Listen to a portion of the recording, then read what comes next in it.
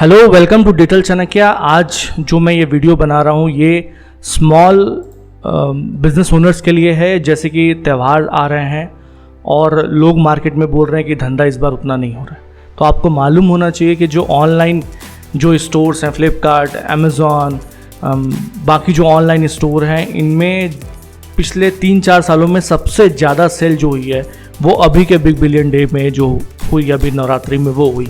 तो क्या आपका बिज़नेस रेडी है इन सेलिब्रेशंस के लिए, इन फेस्टिवल्स के लिए, इनमें जो अपॉर्चुनिटी आएंगी उसको लेने के लिए? और अगर नहीं है, आपको लगता है कि इस बार धंधा उतना नहीं है कोरोना वायरस के कारण या लॉकडाउन के कारण, तो आप देखिए कि ऑनलाइन जो कंपनीज़ हैं उसके पास उसकी इतनी सेलिंग क्यों हो रही है। तो ऐसा नहीं है कि डिमांड पूरी तरह से ख़त्म हो चुका है, अब डिमांड नहीं है प्रोडक्ट्स की।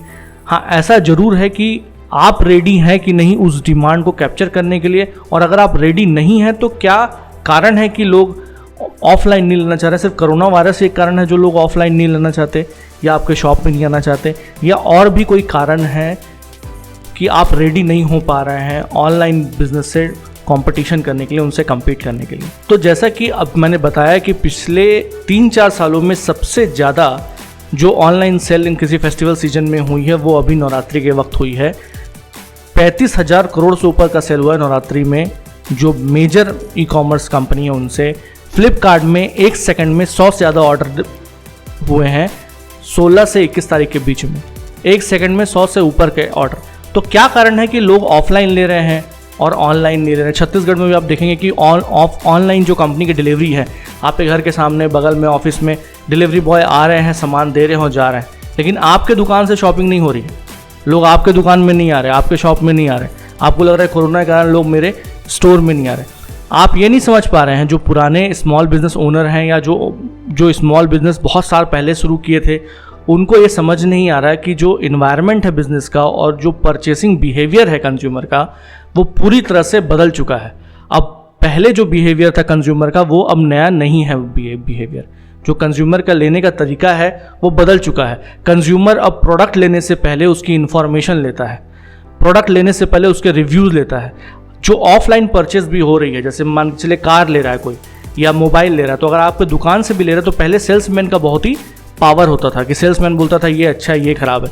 लेकिन अब जो कस्टमर आता है कार लेने के लिए, बाइक लेने के लिए, मोबाइल लेने के लिए ऑफलाइन, उसको पहले से पता होता है मैं कौन सा फ़ोन लेने वाला हूँ या कौन सा कार लेने वाला हूँ। उसके पास सारे रिव्यूज़ हैं, उसके पास सारे प्रो एंड कॉन्स हैं कि कौन से ब्रांड से मेरा अच्छा है, कौन से ब्रांड से मेरा ख़राब है।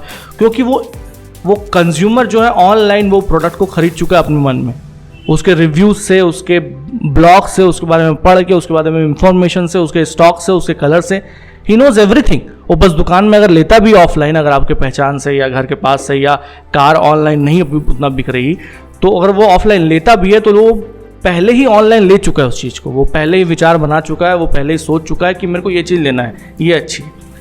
तो क्या आप ये नए जो यूज़र बिहेवियर है कस्टमर का, इसको आप पढ़ पा रहे हैं? मेरा जवाब है बिल्कुल भी नहीं।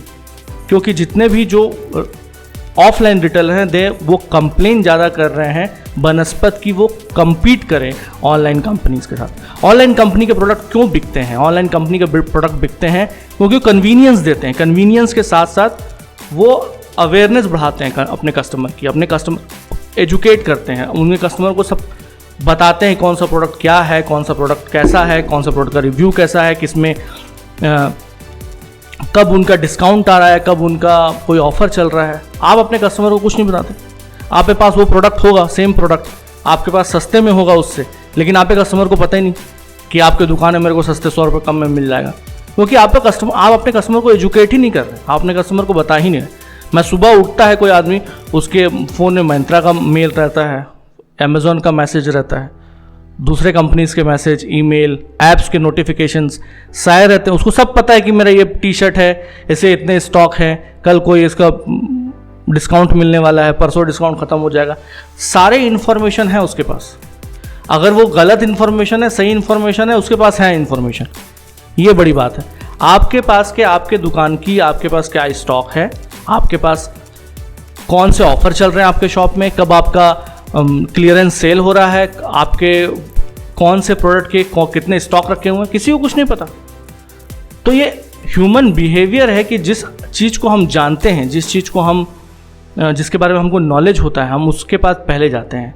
जैसे आप किसी एग्जाम्पल ले लीजिए, किसी दुकान में आप पहले से जाते हैं, आपको दुकान वाला जानता है, तो अगर आपको उस चीज़ की शॉपिंग करनी है सबसे पहले आप उसी दुकान के पास जाएंगे। क्यों? क्योंकि वो आपको नमस्ते भैया, नमस्ते भाभी, जिस बाल कटाने वाले के पास आप जाते हैं, हेयर ड्रेसर के पास, हेयर डिजाइनर के पास, तो वो आपको जानता है, तो आप चेंज नहीं करते इजीली। क्यों? क्योंकि आप कंफर्ट लेवल पे उसके साथ आ जाते हैं। वैसे ही ई कॉमर्स जो है, जो जियो है, जो अमेज़ॉन है, जो फ्लिपकार्ट है, उसको लोग इतने जान चुके हैं। वो जो ऐड चलता है कि अपनी ही दुकान, भैया अपनी दुकान, वो क्या है? आपसे जान पहचान बढ़ा रहा है। तो लोग उसको इतना जानते हैं कि उसको छोड़ के किसी और के पास नहीं जान सकते। आपका शॉप बगल में है मेरे 1 किलोमीटर दूर के, आपके घर से पड़ोसी के पास आपका शॉप है, लेकिन वो आपसे नहीं ले रहा है क्योंकि वो आपको जानता नहीं और आप जनाने के लिए कुछ कर भी नहीं रहे कि मेरे बारे में वो जाने, मेरे को पहचाने, मेरे स्टॉक को जाने, मेरे कंपनी को जाने, मेरे ऑफर को जाने। आप कुछ कर भी नहीं रहे, आपको डर लगता है क्योंकि हम तो इतने दिन से ऐसे ही बिजनेस चलाया है, ऐसे ही चलाएंगे। और लेकिन कंज्यूमर बदल गया है, बायर बदल गया है। अगर बायर के पास आप नहीं पहुंचेंगे, लोगों को लगता है ऑनलाइन मार्केटिंग करके पैसे की वेस्टेज कर रहे हैं, पैसे बर्बाद कर रहे हैं, इससे क्या होगा, तुरंत सेल नहीं आएगा।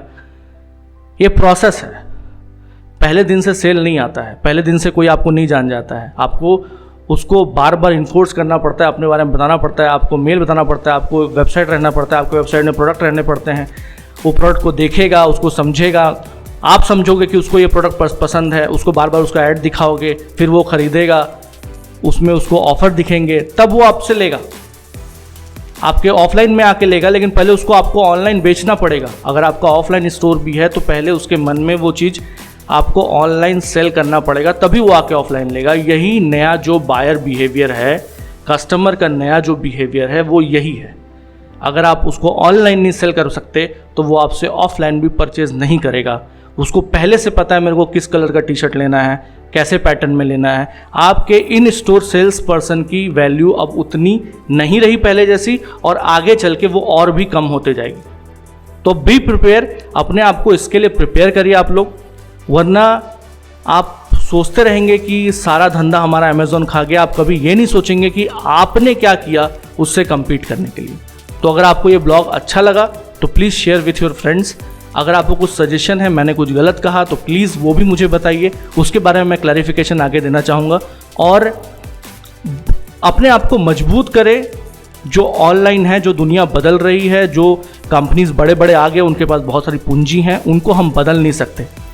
वो रहेंगे और आगे और बढ़ते जाएंगे। इससे बेटर है कि हम अपने आप को बदल लें। अपनी जो मार्केटिंग स्ट्रेटेजी अभी तक चला रहे थे, you need to change that. अगर आपको अच्छा करना है, उनसे कम्पीट करना है तो। Thank you for listening in.